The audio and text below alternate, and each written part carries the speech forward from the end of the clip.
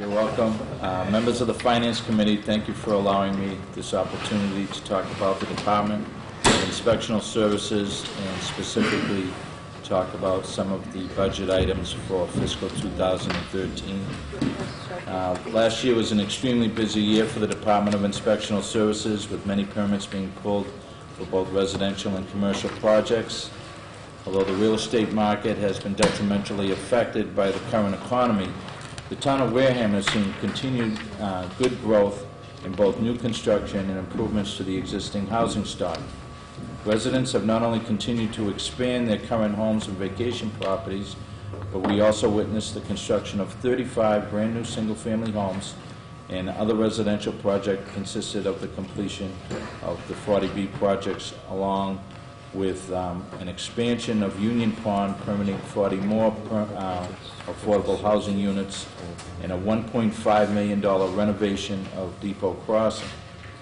On the commercial front, the Real Estate Development Division of 80 Makepeace celebrated the ribbon cutting of a new 67,000 square foot Rosebrook Medical Office building, with another one of similar size slated to break ground this year. Other approved projects include a new hotel, a restaurant, bank, and pharmacy, as well as 2 new solar projects. Many of the area's malls, including Cranberry Plaza, Wareham Crossing, and the Shaw's Plaza, saw the interior renovation and fit-out of many new businesses looking to locate in the town of Wareham. Several new businesses and eating establishments located in the Wareham Village and Onset Village, giving residents and visitors alike more variety and shopping options. The breakdown in permitting and revenues for 2011 were building permits 867 for a financial gain of $172,071, plumbing and gas 970 permits issued for a total of $63,635, electrical permits 421 issued for a total of $50,000. Weights and measures continues to remain pretty consistent at $5,270. That fluctuates a little bit year to year based on the fact that the meters at the department store, the scanners, have to be inspected only every 2 years, so sometimes there's a little bit of a fluctuation there.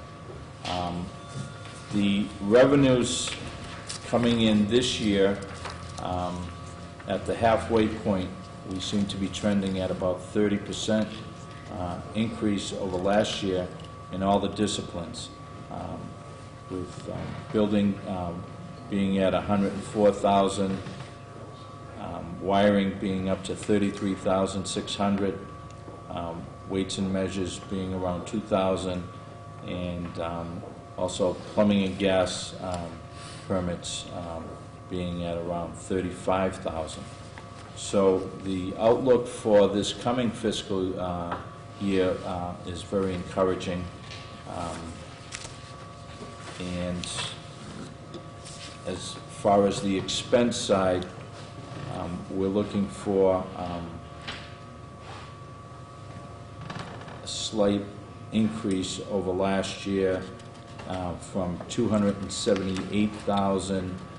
The administration is recommending $280,478, which primarily represents the increase due to collective bargaining on the personnel services side, and the addition or the re-addition of a $25,000 line item in the Demolition Fund. Currently, we do not have a demolition fund. I think people who have closely watched issues like the Sandwich Road property realize that sometimes it's important to have a demo fund residing in the building department, as you can't realistically expect to expend city funds on private property without the lien process taking place. But I would like to take that a step further and use that demolition money as a 10% match to pursue some grants. It's always been one of HUD's national objectives for removal of slum and blight. Under the town administrator's leadership, we have formed a task force and looked at a number of properties in town that really should come down. We've had pretty good voluntary success in having the owners of those buildings take several down this year that we noticed were in a hazardous condition. We issued a make safe order. They do have their choice of whether to make it safe through renovation or demolition. A couple of them, it was kind of a no-brainer that demolition was the route to go, as they didn't have a lot of redeeming value left in the buildings, as they had sat abandoned for many years. So that's something that the department is hoping to maintain in the budget this year. Due to some shortfalls last year, it was removed, but we're going forward with the plan this year to try and have that as somewhat of a revolving fund. So that stayed in there. And other than that, we've pretty remained consistent on all the expense line items. And under capital planning, we've looked at, some small areas of capital, such as and priced out like a carpet replacement. We're looking to potentially put in for a vehicle replacement where all our vehicles are 2005 or older. We currently have 5 employees using those town vehicles and only 4 vehicles. One failed to pass inspection for over a year, so we share that vehicles, and we share the keys to those vehicles. So the other thing would be talking to our copier company. We currently own our copier, and it's under a maintenance agreement plan, but several offices are looking at some of the different lease options that are out there. It's almost cheaper to lease. I talked to him briefly about the age of the copier, the expected life expectancy, and we're going to continue to get by with that copier printer, but he said you probably would get maybe this year out of it before the expense of maintenance and new parts started to outweigh the benefit of looking at a potential lease agreement. So those were the, and also we have a computer need for the customers with the online permitting. If they can enter their permit online, it will populate many of the fields that save the customers and the general public a lot of time. Some do it from home, but when they come in to the desk, we have a kiosk that we're setting up that we hope that many of our contractors will take advantage of. It will expedite the permitting process for them and also allow us some spare time to help people in plan review and things that can't be done on the computer. So the new plan for to enhance revenue streams, again, the town administrator is always pushing us to look for potential new revenue streams. I really, in the cost analysis I've done, feel that we need fee increases across the board for all disciplines. I have an analysis of the 10 surrounding communities. We could expand that a little bit, but it's clear that Wareham is kind of at the bottom tier, the bottom 25% in those 10 communities that surround us, so that when you're dealing with contractors that do a lot of work regionally, I think they would be in agreement that those fees need to be adjusted. And some of what I suggest and will suggest to the Board of Selectmen that can ordinance those fees and those increases really help the homeowner that's under enough financial strain with all the increases that they're facing and betterment fees and taxes and the economy, etc. But look to capitalize on some of the good commercial development that we have going on and some of the one-time fees that are really just a user fee. And the example I give quite often is the sign fee. We're really low. We've utilized the ability to adjust that as a cost per thousand. For instance, the make-fee signage, I believe, was over $100,000, and to charge them $35 a side won't generate much in the way of revenue. So They were understanding at that. Most of them expect it. When I deal with sign companies that are dealing all over the state and sometimes nationally, they are in strong agreement that our fees need adjustment. So I will be presenting that this month. It's 7 years since the last increase, and they looked at historically they get adjusted in January for whatever reason. So I'm prepared to go in front of the Board of Selectmen at the town administrator's urging as soon as they would like to potentially adjust that. The other permit fee that kind of came our way by way of the state just requiring a sheet metal permit for work being done. They've set that at $50 and $100, and that we expect could generate upwards of $5,000 or $6,000 a year. But the big one is that we took over trench permitting at $75 per trench, and normally that wouldn't be such a big deal, except that with the different phases that we have with the sewer projects going on, it should generate between $15,000 and $20,000 annually for the department. So, and it gives us a better sense of what's going on out there, and we can track where these trenches are being opened and closed on a daily basis. So those are some of the things that I think would enhance the revenue for the department, and I'm prepared to answer any questions that the committee might have. Questions? Ron? Mr. Burke, Yes. you provided us with a lot of information, and you've obviously done your homework, and you're doing, looking new sources to generate revenue. Would it be possible for us to have the schedule that you gave us as far as what's being brought in from the electric inspections, just the inspections itself? That way we would have a better understanding. You've explained it to us, but it would be nice to have a package. Can we get that from you, Mr. Andrews? Sure. Sure thing, Mr. Chairman, through you. And I think it's important for the committee to have it, as well as the Board of Selectmen, because I want Miles to just expound upon one thing about the signage, because I'm not sure the complete nuance was illustrated. We're putting up signage, we've got businesses coming in, we've got a new business park. We're collecting $70 on a major sign on frontage on a major highway. And if you could just expound upon that, Miles. Yeah, I mean, in another community, what would that go? In other communities, they're used to paying upwards of $10 or $12 a thousand of evaluation of that sign.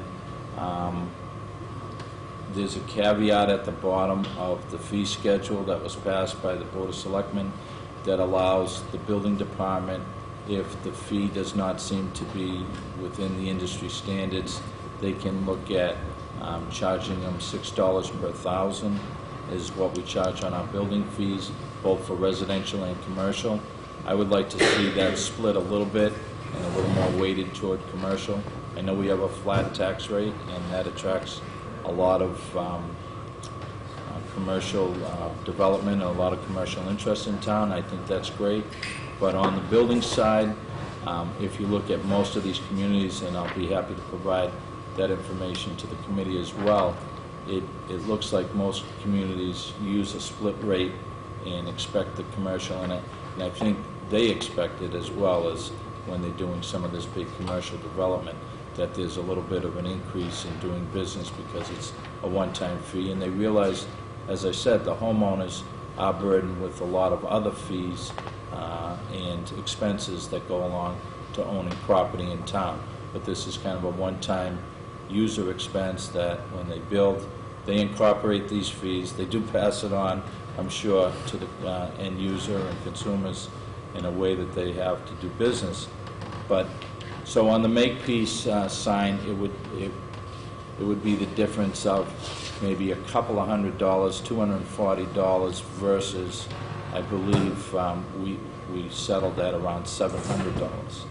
And in other communities, it varies so much on the signage, like Greater Boston, but I'm saying even down here in different Cape towns, they're saying they're used to paying at least a couple of $1,000s for a sign package of that type. So it's things like that, things like, you know, on a deck fee of $50, that's great for the homeowner, but when they were doing a whole condo deck, we made sure that we charged per condo and realized the actual fee was very consistent in the end with what they pay in other communities. And so we're not looking to really gouge any developers or commercial operation, but it just seems that in a time when the town needs revenue, and I would like that to translate into more full-time staffing, and by doing the right thing with the fees, I think that would generate the right amount of money. So that signage was one that was really glaring. And we'll get that information out to the chairman to the committee. Mr. Paulson? Staying on signage for a moment here, if I understood you correctly, you said it's about 7 years since the last fee increase was put in, or? Yes. Supposed. 2005, January. So you can go to the selectmen and suggest a new fee, presumably higher. What about doing something like this? How about, I'll pick a figure again, instead of picking figures. Let's say that you decide the fee should be $300, just for sake of example. How about saying that the selectmen, it's $300 the first year, the following year it's $310. The year after that it's $320. In other words, try to incorporate into the fee structure something to overcome the fact that we may not go back for 5 years, we may not go back for 7 years, we may not go back for 10 years. But in the meantime, we're trying to keep ahead of the curve Sure. with an escalating fee structure that isn't onerous, but will at least give us something to keep ahead of the game, so to speak. Like a CPI index type of thing? Well, I think something like that, yeah. Instead of just saying, well, we'll make it $300 and then we'll come back and revisit 7 years or 5 years. Right, Index it going forward in some sort of reasonable way. right. That would be my suggestion, not a question, but just a suggestion. There's one of many ways to do that. Well, And okay. that would be up to the Board of Selectmen. I would hope that they would try to at least also provide for, even if that structure was set in place, that periodic reviews would be required. Yeah. Mr. McDonald? But it's an idea. We want to go, let's go back a little bit, because this Sure. is one of the ones I think that Yes. you had to estimate how much you're losing by people doing building, if you will, without pulling it from the net. And what I'm trying to get to is the enforcement side of it, and how much is going to be generated. You know, you're talking about getting additional staffing, and that's one of the areas I think where if you have a lot, I don't know, that's I guess what I'm getting at. If you Yeah. have a lot of it. To answer that, if they get away with it, sometimes you don't know how to really put a real Right. good figure on that. However, I can say the more we're out there in the field, and I noticed when I was helping with the lifeguard program, I was in a lot of the beach communities on the weekend, and I was catching a lot of weekend roofers, and they were questioning me why was I working on the weekend? I said, why are you roofing on the weekend? And it's really, they could be there and gone in a 2-day time frame, and you wouldn't necessarily see them.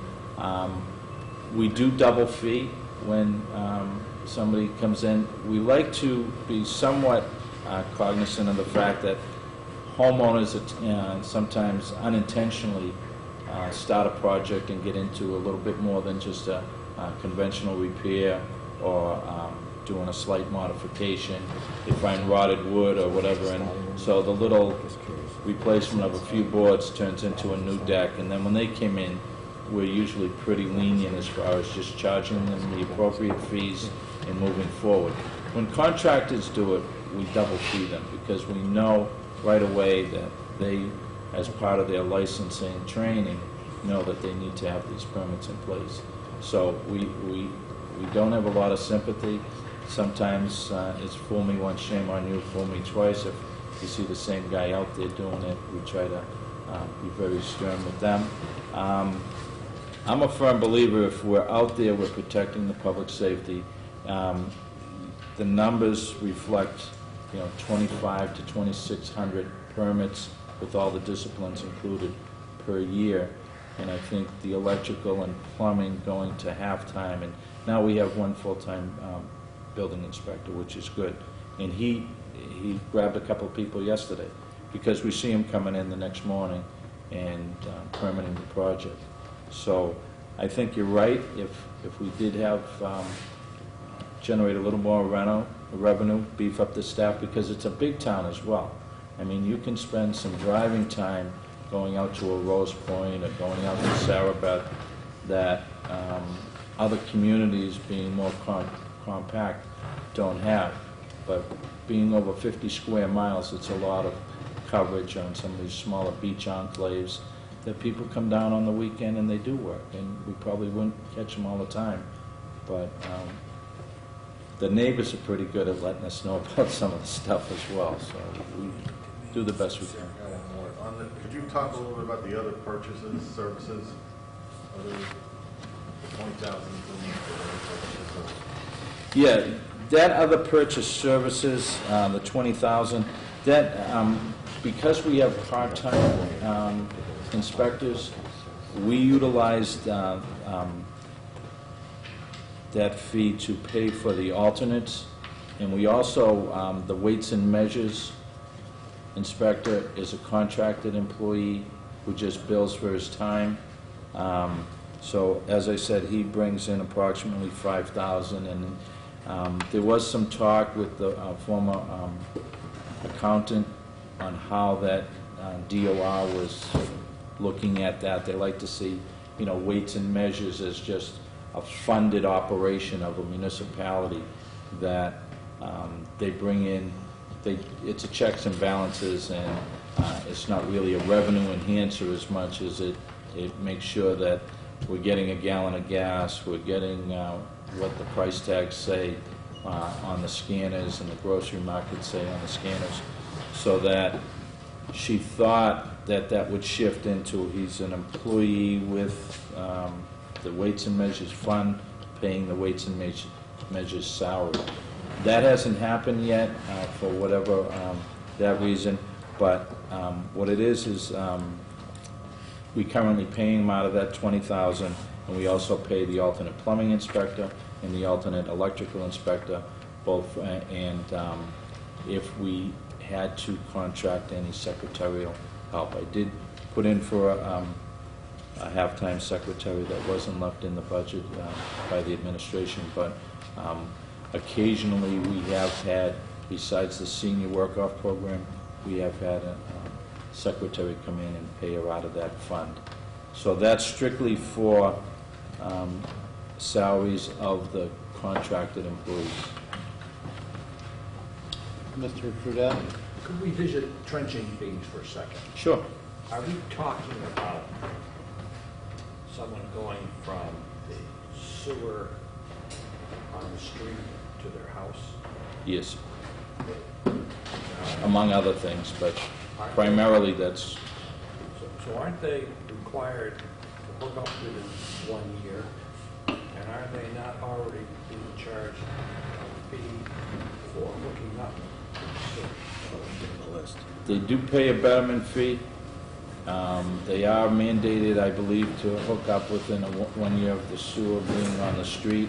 I think they can get a waiver of some sorts if their septic system was just recently installed within the last several years. They have like a 5-year window or something of that nature. I'm not positive what that time frame is. But the trenching operation that's happening by, not the plumber, but by usually contractors who just basically do demolition, trenching, as well as for underground utilities from the power companies. We're calling them in and telling them they need a trench fee. Some new homes that go in, they need trenching fees, as well as the regular building permits. So it's an additional fee, but it's required under the law that they pull a separate trench permit. It just seems to me like we're hitting the homeowner that's being forced to hook up to the sewer system twice. And it doesn't seem to me to be fair. He's got this betterment that's come to him. Now he's gonna have to hook up. That just doesn't sound to me like a fair thing. You wanna talk about a guy putting a new house in, and he's gotta lay in trenches for his cables, his television, sewer, water. I understand that, but, boy, how hard can we hit the people that are being forced to pick up the sewers? Mr. Chairman, if I could, because we all, I think, dealt with the traffic issues relative to the Columbia Gas replacement line, to David's point. Now you're talking about a major utility paying us to trench in the street because they're replacing, old cast iron lines with brand new lines. So it cuts a couple of different ways. And, I think what Mr. Burke is looking at my direction is, what is our cost of doing business, and how do we maintain that cost if it's going to hit the bottom line at some point. And it's not necessarily going after the homeowners, but once again, commercial developments. I think there was some trenching up in the industrial park recently. So it cuts it a couple different ways. Okay, those are also fees that are under the purview of the Board of Selectmen, so that's not the town administrator or the inspectional services choice. It's under the Board of Selectmen, so we'll leave that to them. Mr. Chairman, I do understand that. Right, I have two but- members of the Board of Selectmen sitting here, one in the audience. I would The rather chairman not here, address, I need to make my point. I would rather not address members of the audience, thank you. Well, I'll follow up on Dave's point, and it has nothing to do with the selectmen directly. We're very proud of the fact throughout the state that we're going to start charging Verizon for taxes on their poles. Great idea. Except Verizon is just going to turn around and charge us as homeowners, and we're going to pay the fee in any event. I mean, it just goes on and on. And we're kidding ourselves if we think we're getting away with something. 'Cause No, we're not kidding ourselves. Well, I didn't say you are. We're welcoming ourselves to Well, maybe America. That happens in so many different places. Mrs. Catulli. Welcome to America. Just briefly, I think you have answered my question. Your original request for personnel to staff is $20,000 higher. Mm-hmm. And then there was a new employee request for $20,000. Now I'm thinking the $20,000 additional was a part-time secretary. Is that what you? The new employee would be a half-time secretary, or at least somebody that could fill in for vacation times, for busier times, catching up with some of the administrative work for both the electrical and the plumbing inspectors, administrative side, and entering all those permits into the system and entering all that they have to do based on the town and their boards to record these permits. But we have been using that senior work-off program pretty well to get caught up in the summer months. But also, the plumbing and gas inspector was originally a full-time position, and it was reduced to half-time before I got here. He appears to be doing the volume because he's plumbing and gas, so he appears to be doing the volume that really requires a full-time person, in my estimation. And it also would take away some of the conflict of interest regulations that we seem to be dancing around all the time, because as a part-time employee, he is allowed to work in the community because a lot of communities don't have enough work to fund a full-time position. I feel that this town is big enough, and the volume is certainly big enough, that we should have him full-time, and then tell him as part of that full-time employment he would not be able to work in this community. They can still take jobs in other communities. Obviously, he never inspects work he does. That's when an alternate has to come in and inspect his work. But I think with the money that we save, not having an alternate have to come in and inspect his work. But I never bring him in just to inspect his work. When I bring him in, I give him plenty to do besides just looking at it. And it also is for coverage when they're out of the office for more than a day. But right now, they're only 3 days a week.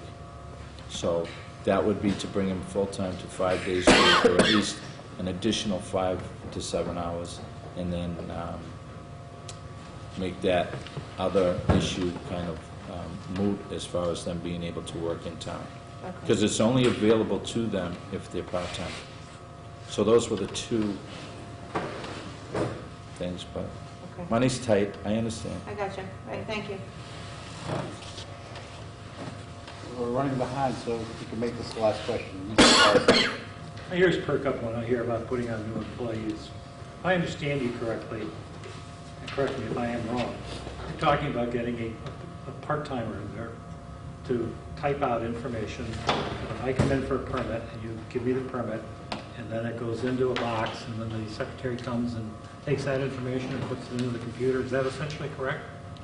There's a question. Yes, yeah, sure.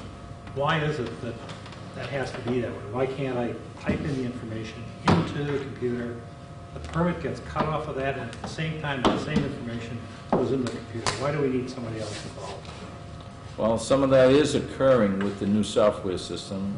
You also have to get all the plumbers on board that want to enter everything on computer, and we're working on that. We're working on not only trying to be accessible to the public and more accessible to contractors to do that type of work from home, or have somebody that's handy with computers do it for them at home, but we also have to work training the public to get on board with new programs and enter it into the program.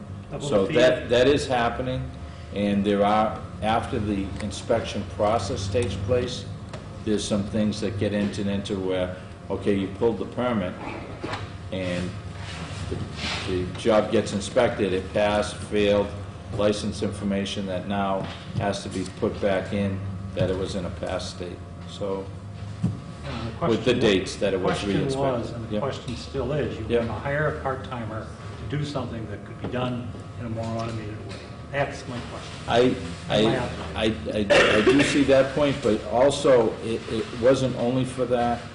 I'm the only office that we're expected to be open to the public so that they can access information, file permits, etc., and the only office with only one secretarial person.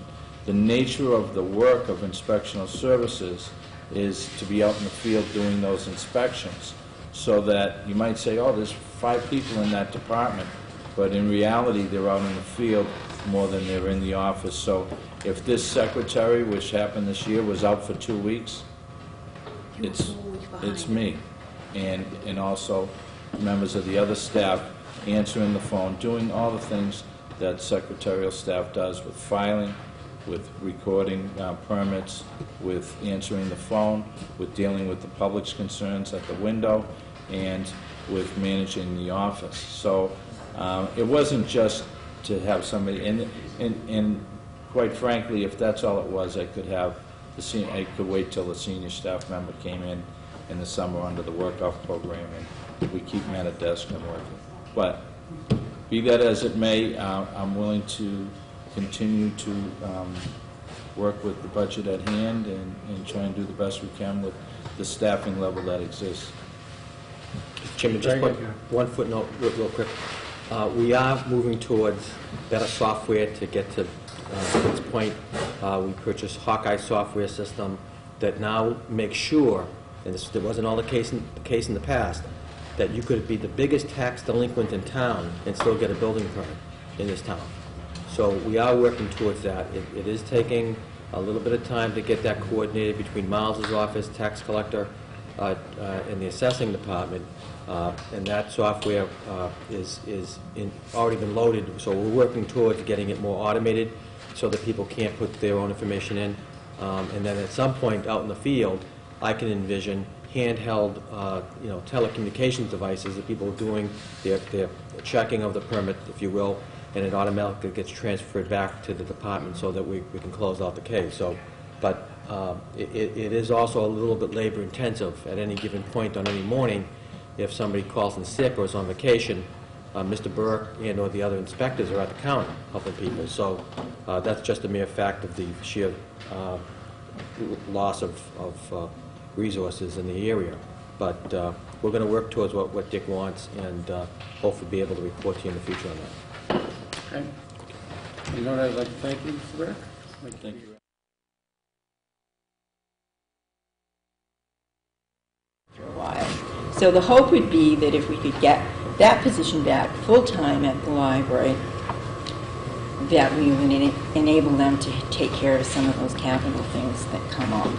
And the other side advantage to that is we do get a lot of young adults, the playground's right in the back of the library in the afternoon. And when there is a presence of someone who could be outside doing their job, cleaning up and everything, it really makes a big impact. I mean, now the custodian isn't there. They're only there on Fridays, and they only come in at 7 o'clock at night. So that time period in the afternoon, there would be somebody available, which I think would make a difference in that area too. So it would give us additionals there. The other thing that didn't make it into this budget as of yet, although I have talked to Mr. Andrews, and he said to remind him as funds may become available, and I will do that, is funding for substitute library assistants.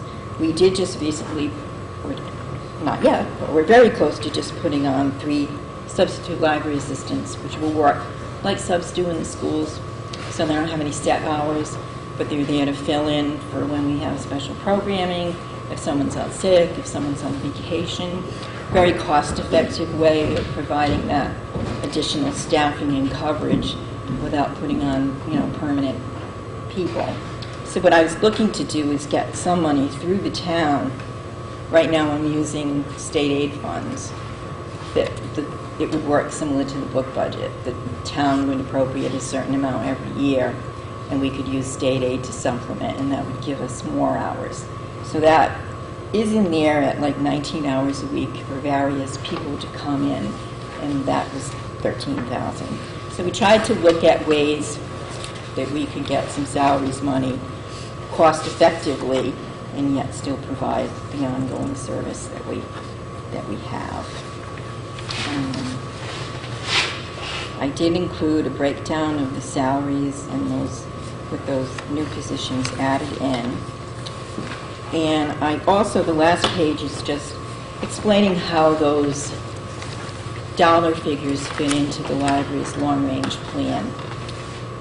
The decisions to request certain monies in certain areas was definitely driven by that plan. The 20 hours of custodial services will help us to provide residents with a safe, comfortable, and welcoming physical space, and welcoming the teens to a safe and comfortable space in the afternoons and the after-school hours.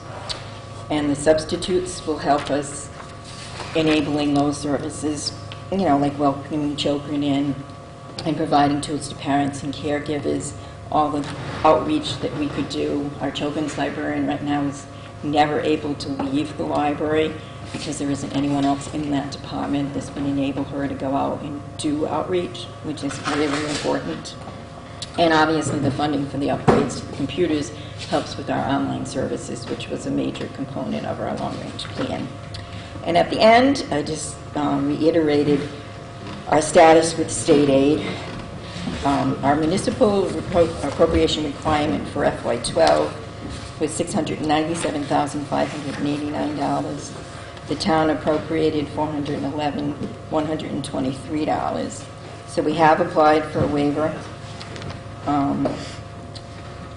We haven't heard yet, but we won't have a hearing. The hearings would have already taken place last week.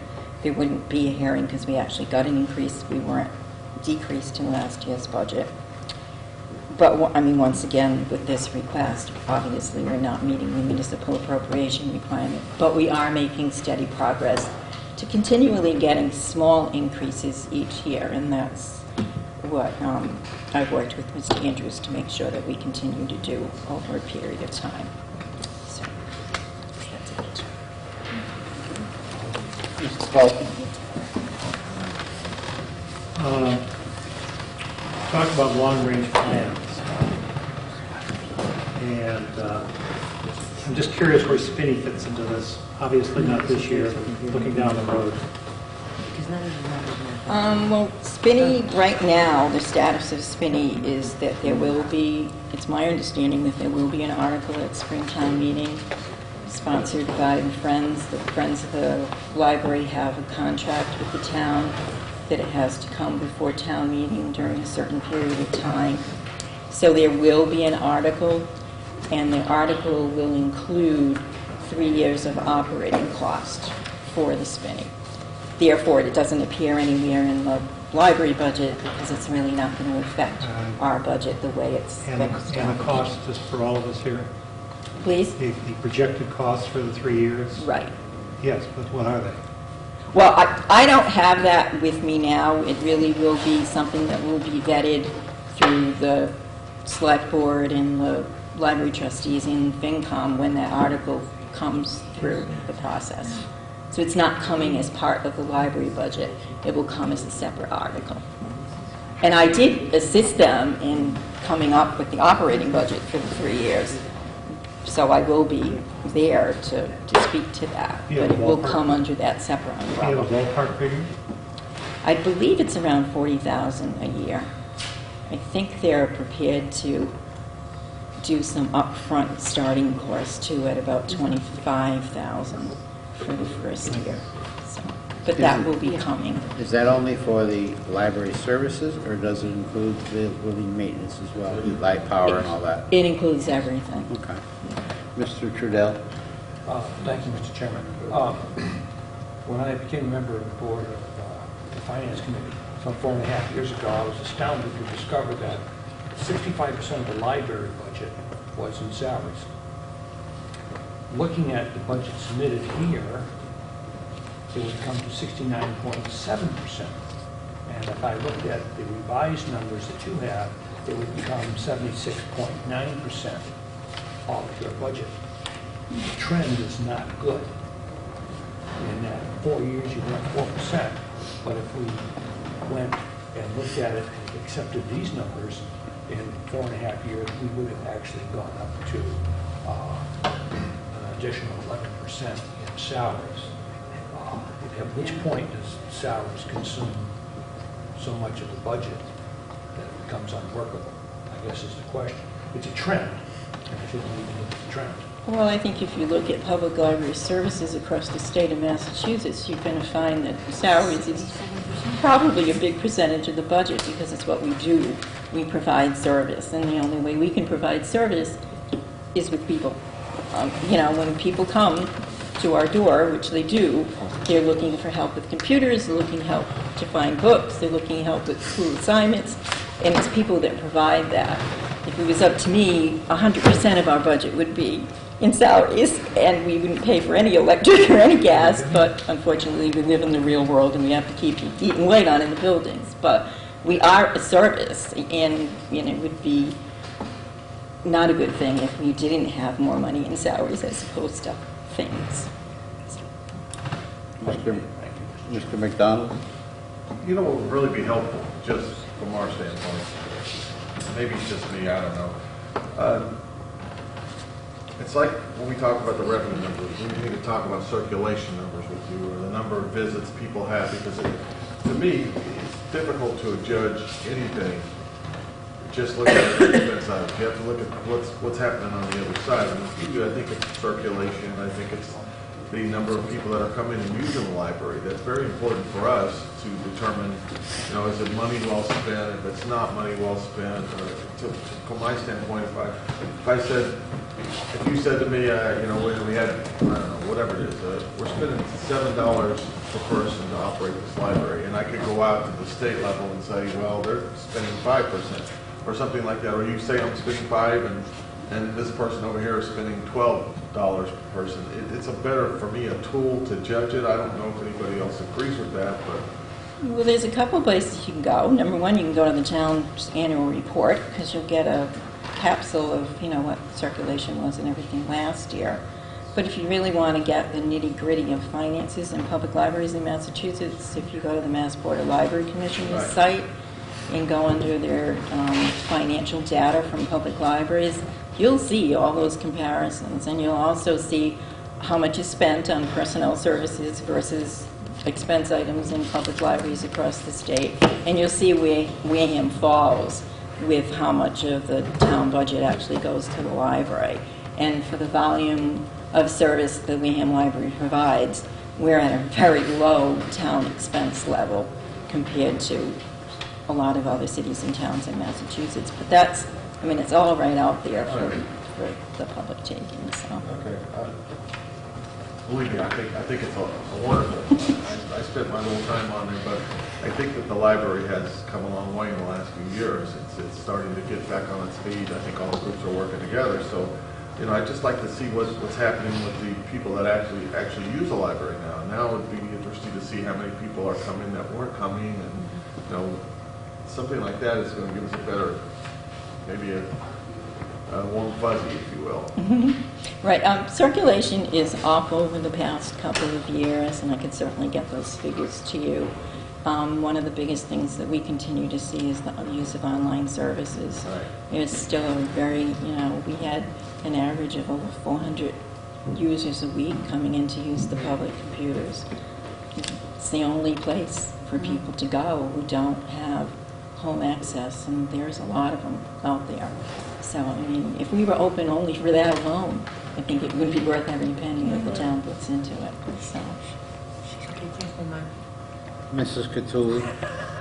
I have two questions, one to the town administrator and the other to the library director. As far as the custodial moving to the library budget, are you in agreement with that? No. Okay. You don't have to expound on that. Can I just tell you why real quick? Sure. Because then we're going to splice up a couple more custodians for the harbor master's docks and the bathrooms, and I'll be sending people over to other parts of town, and you may as well just dismantle municipal maintenance. We're Okay. trying to build it back up again. So I don't disagree that they need additional services, and Denise and I have talked about that, but I'd like the professional municipal maintenance director to direct his staff. Okay. Yes. Right. The other question I have is, as far as the 29,000 and change here, how much is that? Is the sales? Did you say 22,000? Yeah, sales is $22,941 and 22,941. Right. Now the additional charge, the additional is for actual computers hardware. Right. Okay. Why aren't those a capital item? Well, it's only like $7,000, so it wouldn't be. That's what I'm asking. Yeah, it wouldn't. To me, it wouldn't be enough to put into a capital Oh. item, and it would be so much easier to get it out of our operating budget because it is an ongoing expense for us. Ideally, we should be replacing computers and printers every single year. Okay. And I just think it would work a lot easier if we incorporated it that way. All right. Thank you. Further questions? No, I'm good. Any further questions? Thank you, Denise. I think I would like to subsequently schedule a time for Ms. Maderas to come in and discuss the certification requirements, financial requirements that the state has. The waiver process, this year everybody got a waiver. However, my understanding is that there are still numbers that are accumulating, even though the waiver was in place, et cetera. It's an aggravating, complex formula. I understand part of, like, she's asking to put the additional salary in. There can be advantages under the formula of doing that are only one-time advantages, et cetera. But it's complex enough that the whole problem of public and private contributions, et cetera. Sure. I think it would help this committee a great deal and open a lot of eyes, all right, to the pressure that's applied to the town by the state to hold the certification. And it's not as, many times shall we say, the red pen in the budget is not as easy because it really does impact the certification significantly. Mr. Chairman, I'm happy to schedule Denise back in. Yes, if we would. And It's really the one thing, critical to understand if you look at the bottom line from the past 2 fiscal years, we've put over $80,000 into the library. And that demonstrates, because I've been to Library Commission reviews for waivers, it demonstrates that we are doing our best. I'd be hard-pressed to say that communities, that put $80,000+ into the bottom line of their library would not receive some form of consideration. But I do understand, because it is very complex, and Denise would love to come back because she has nothing to do on her Wednesday evenings. Well, but also, as she said, we're making progress, but Sure, we still have not hit the state standard. And right away, the question has, well, what do you mean we're making progress and we're putting lots more in, and we're not meeting the standard, and the problem is the standard. You are correct, Mr. Chairman. The problem is the standard. And I think the people need to know that. debate on that in Boston has to be wide and long and hard, because some of the standards, some communities won't ever be able to get there. Right. And I'd that's like just to a fact of schedule life. that for sometime in February if we may. Sure. The earlier, the earlier the better. Yes. One other question. I know what you're saying about the rundownness of the library. And it's tough getting in there in the afternoon to get tutoring for your kid or that, because there's a lot of kids hang out there in front of that. But have you looked at maybe using that 20 hours that you do have, possibly to do the rehab work or fixing, and looking at maybe contracting out the cleaning? Would it be cheaper to do something like that? And that way you're not picking up any benefits or anything for anybody, and you still get your 20 hours to improve on your building? See, part of it doesn't really fall under my realm because it is municipal maintenance that handles the cleaning and the maintenance of the library. You know, and part of what we have to look at, which would be interesting during the certification review process, is a lot of things I'm not against centralized purchasing and just I would much rather have municipal maintenance be responsible for cleaning in the building. I'm not looking to fill that role in any way, shape, or form. I've done it before, and it's not a part of the job that I enjoy, so this is great. But part of it is, a very simple thing is, the town is paying for toilet paper, mailing, custodial help. The town is putting a lot more into that public library, money-wise, than you're getting credit for. And the formula does not allow us to put it in there somehow. The only way we can get it in there is it gets appropriated through the library, and the library has that control over it. So it wasn't looking to be in charge of custodial help, but just get the money into the library budget so that it's being reflected as it's providing that portion of library services, and that's what would be good to try to work on, because it is what it is. I mean, that's the way that system works. And you can say, well, it shouldn't, and we should have a way of showing it, but there isn't. You can't. Right. So, Okay. Very good. Thank you. Can we explain, excuse Mr. Vidaris? Just an observation, and it gets back to Spinney, but I'll just use the general term contingencies. It would be very helpful to me, and I suspect to the rest of my colleagues, if when we go to town meeting, and this is as much for the administrator as it is for you, that we were made aware of the various contingencies that are about to, when we get to town meeting, come before us. Obviously, Spinney's one. Another one that we heard about today for the first time, at least for me, was that we've got software contingencies coming up that are going to run, I don't know, pick a number, $30,000, $40,000 a year going out for a couple of years. I think that this committee, and I don't think anybody would disagree with me, but feel free if you want to, would disagree that we as a committee and as a town should know what the contingencies are going forward and be planning ahead, because we're going to have to deal with them. And 40,000 here, 30,000 there, it begins to add up very quickly. And so the budget is nice, but the budget, as far as I'm concerned, and I don't mean to be disrespectful, doesn't fully reflect what we might be facing out 100 years from now. And that's what I'd like to see incorporated into the budget.